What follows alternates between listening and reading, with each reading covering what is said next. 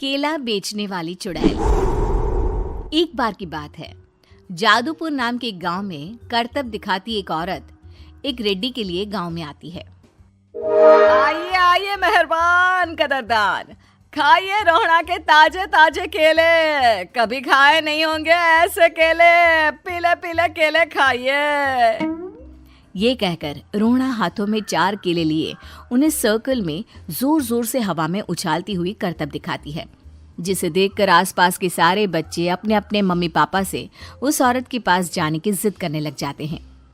पापा, ऐसा तो सर्कस में बॉल से होता है ना, ये आंटी तो केले से कर रही है। चलिए ना पापा, देखते हैं। रोहड़ा एक पतली सी तार पर चलती हुई केलों से करतब दिखाती है। आते जाते सभी लोग बाहर रुककर उसके करतब देखते हैं और वाह वाही करते नहीं थकते। जैसे ही एक आदमी पास आकर उसे पैसे देने लग जाता है, तब वो कहती है, अरे नहीं नहीं साहब, मैं करतब तो बच्चों के मन को बहलाने के लिए करती हूँ। धंधा तो मेरा केले का है।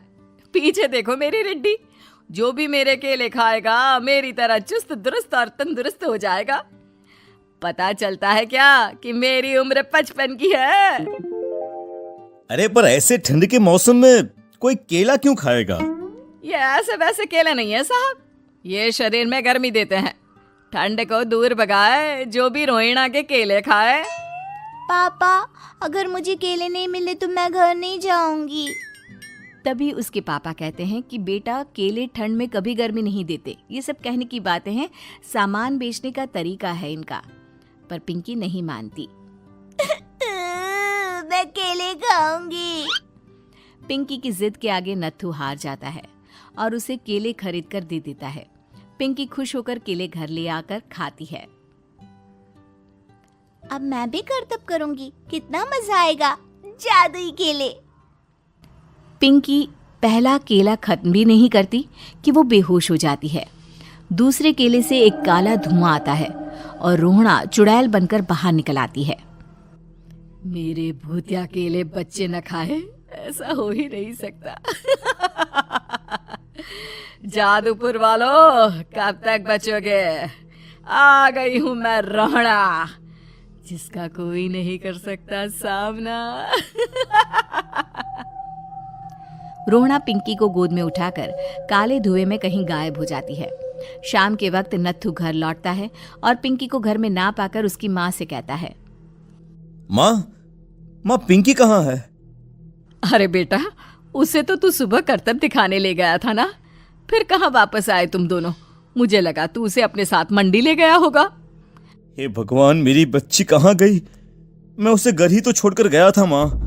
नत्थू गांव के घर कोने में अपनी बेटी को ढूंढता है, पर उसे वो कहीं नहीं मिलती। परेशान होकर आखिर रो रो कर नत्थू हिम्मत हार कर घर लौट आता है। अगली सुबह रोहड़ा फिर से करतब दिखाने आती है और इस बार पिंकी की तरह रोनी केले खरीद लेता है। 50 रुपए दिए थे पापा ने, सारे पैसों की मैंने केले खरीद लिए हैं। अब मैं भी आंटी की तरह ही करतबबाज बन जाऊंगा। यही सोचते हुए रोनी केले खाता है और पहला अकेला केला आधा खत्म भी नहीं करता कि चुड़ैल उसके सामने आ जाती है। मेरे साथ चलने का समय आ गया है रोनी। ये तो बस शुरुआत है। अब इस गांव के सारे बच्चे धीरे धीरे मेरे कब्जे में होंगे, एक बच्चा भी नहीं बचेगा। ये कहकर रोनी को गोद में लेकर काले धुएं में अदृश्य हो जाती है। इसके बाद हर रोज गांव में से कोई ना कोई बच्चा गायब होता, पर ऐसा क्यों हो रहा है किसी को भी समझ में नहीं आ पा रहा था।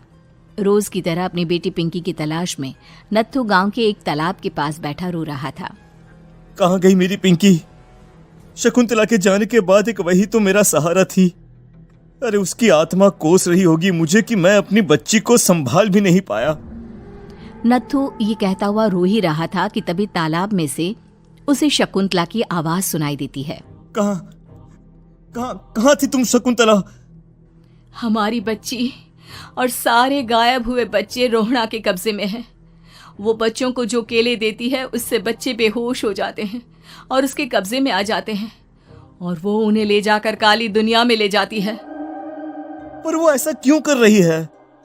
ये मैं नहीं जानती, पर उस दुनिया का रास्ता मैं आपको बता सकती हूँ। जहां ये नदी खत्म होती है वहां एक केले का पेड़ है, उसके नीचे एक दरवाजा है, वहीं से रास्ता जाता है उस दुनिया का। ये कहकर शकुंतला की आत्मा गायब हो जाती है। गांव के सभी लोग झुंड बनाकर उसी रास्ते से काली दुनिया में चले जाते हैं और वहां देखते हैं कि सारे बच्चे वहां काम कर रहे थे। पापा मुझे ले चलो यहाँ से। पापा पापा।